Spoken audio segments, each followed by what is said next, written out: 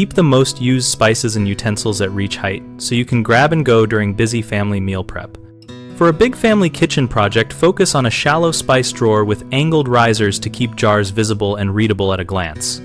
Place the drawer at reach height near the primary cook zone so it becomes part of the natural workflow and not a detour. Install a pull-out vertical spice rack at the cabinet end by the counter for taller bottles and overflow so you do not crowd the drawer. Add a magnetic knife strip mounted at reach height to free up drawer space and make knives immediately accessible and safe when paired with basic handling rules.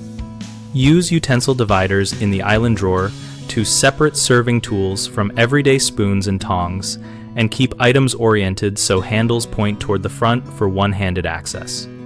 Label the tops of spice jars with clear, short names in a consistent font and contrast color so selection is quick even in low light.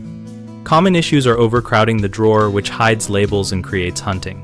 Solve this by weeding out duplicates and storing bulk behind the primary set in a lower cabinet. Another problem is inconsistent jar sizes that roll and shift when opening the drawer.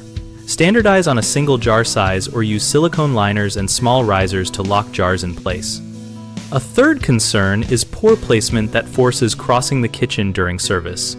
Relocate the drawer to the main work triangle and mount the vertical rack at the opposite end of the counter to balance storage and minimize steps.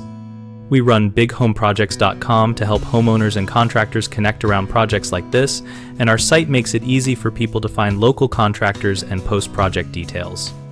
We also host a discussion community so our members can share plans, photos, and practical tips while contractors can discover new work.